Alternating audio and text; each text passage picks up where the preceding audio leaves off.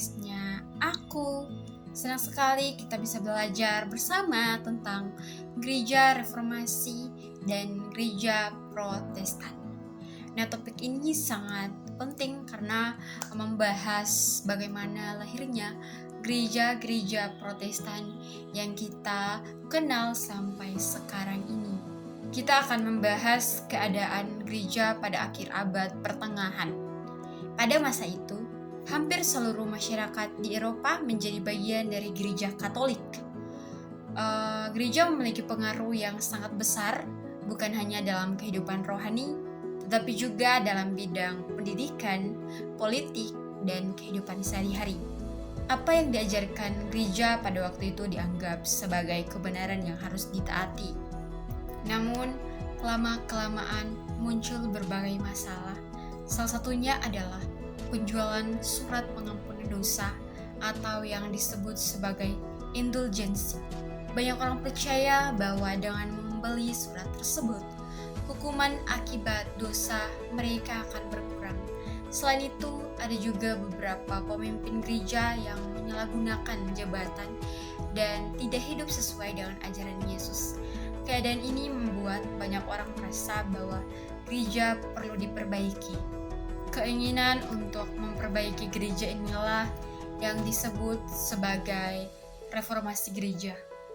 Nah, kata reformasi berarti memperbaiki atau mengembalikan sesuatu kepada keadaan yang benar.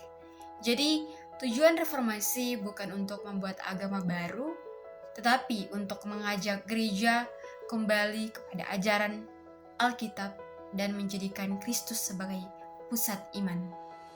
Pada tanggal 31 Oktober 1517, Martin Luther menempelkan 95 dalil di pintu gereja kastil di Wittenberg. Nah, dalil-dalil itu berisi kritik terhadap praktik-praktik yang dianggap tidak sesuai dengan ajaran Alkitab. Nah, terutama penjualan indulgensi. Peristiwa ini kemudian menjadi awal dari reformasi Protestan. Nah, Martin Luther sebenarnya tidak ingin memisahkan diri dari gereja Katolik. Ia hanya berharap gereja mau memperbaiki ajarannya, namun karena perbedaan pendapat semakin besar, akhirnya ia dikeluarkan dari gereja. Dari sinilah kemudian muncullah gereja-gereja yang disebut sebagai gereja Protestan. Mengapa disebut Protestan? Nah, nama Protestan berasal dari kata prosestio, yang berarti menyatakan keberatan terhadap suatu keputusan. Nama ini diberikan kepada orang-orang yang mendukung gerakan reformasi dan menolak beberapa ajaran yang dianggap tidak sesuai dengan Alkitab. Nah, selain Martin Luther, ada tokoh lain yaitu John Calvin.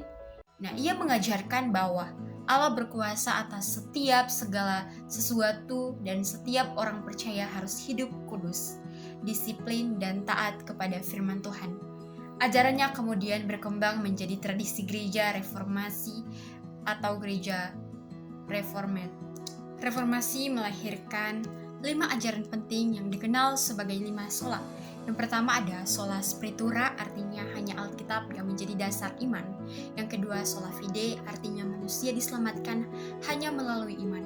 Yang ketiga sola gratia, artinya keselamatan adalah anugerah Allah. Yang keempat sola Christus, artinya hanya Yesus Kristus yang menjadi juru selamat. Dan yang kelima soli deo gloria, artinya segala kemuliaan hanya bagi Allah. Gerakan reformasi membawa perubahan. Alkitab diterjemahkan ke dalam berbagai bahasa sehingga masyarakat bisa membacanya sendiri. Pendidikan juga berkembang karena orang-orang didorong untuk belajar membaca Alkitab. Dalam ibadah, khotbah menjadi bagian yang sangat penting agar jemaat memahami firman Tuhan. Reformasi juga memberi pengaruh besar bagi kehidupan masyarakat. Orang mulai lebih menghargai pendidikan, berpikir secara kritis, dan menyadari bahwa setiap orang bertanggung jawab langsung kepada Allah atas hidupnya.